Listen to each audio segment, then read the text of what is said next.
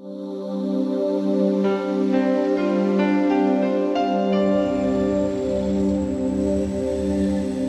workplace actually is probably one of the most dangerous workplaces around because of the aspect of the different machinery, the different sites, the different products that we deal with.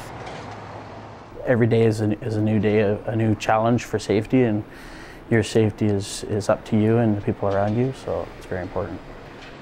If you can't turn to the people that you work with and express yourself or share a problem, whether it's related to your home or your work, then I believe the mental stress of that can be far exceeding the physical hurt at work. If your head is not in the game when you're at work, anything can happen. You know, that's when accidents happen, when people are stressed out or they're scared of the environment they're working in. They're so busy looking at, you know, the guy that doesn't like me or that guy over there keeps staring at me. Well, you know, what's going on?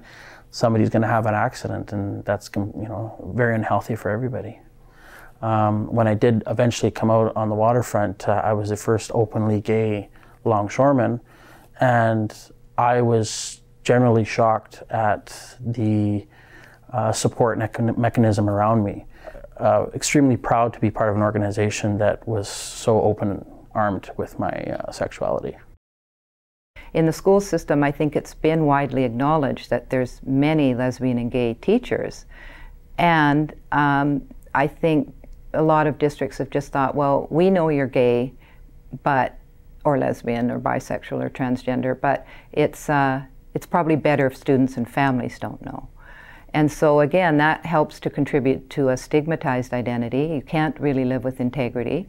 Our district did move proactively to pass a very comprehensive policy that would make schools safer. So in our district, when we were working on this, death threats were made. And so there was a very oppressive climate.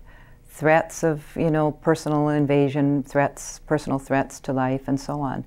What you do need is an understanding that sometimes if you come from a minority group that hasn't always been understood or accepted, that there are negative experiences that come with that. You do need to be seen and understood and your identity valorized, but you don't want to only be stereotyped in that way either and only seen as that or only contributing in that area. When I go into my depressive episodes, it's really hard for me because I am so high functioning. For me, it's just, I know that I'm a capable person, and I just know that sometimes I need a little more help. When I worked at a financial institution, I had to take some time off. They didn't support me at all and forced me to come back from my medical leave with no notice. They wanted me to, I had a meeting with them in the morning, and they wanted me to come back that afternoon. Just no understanding at all. It was devastating to me. I mean, knowing that I couldn't cope on a daily basis with my work now, because I know that my boss is more open to it, and I know that my work environment, they've made it very public that they support kind of mental health and that there's different resources available to students or employees, that it makes it a safer environment for me to actually go and talk about what's going on. My boss actually in her office has a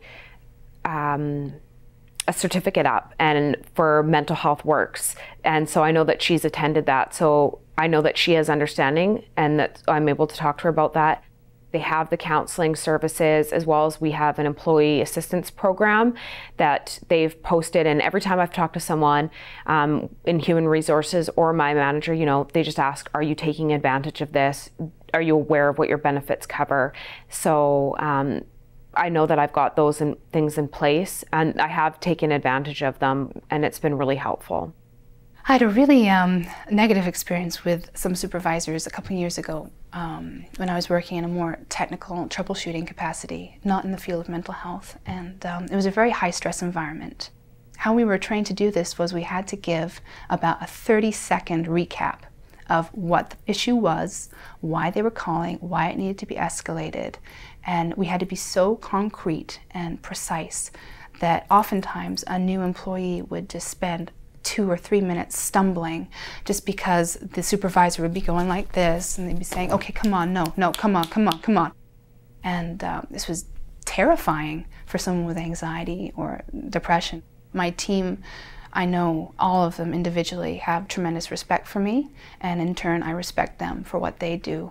And we are very open to reviewing either process or performance, and I think this is very important, especially for people just entering the workforce, to feel as though that they have a say and that they can express their concerns in a way that is going to be valued and appreciated, as opposed to perhaps negatively misconstrued as them stepping beyond their station. I guess the best thing I can recommend is having, whether it be like an indirect acceptance of mental health challenges as a viable illness and that you can receive support and that support is acknowledged as being valuable in the workplace, just by having a poster up in like the lunchroom about depression or anxiety or anything, any mental health issue, that's going to make such an impact.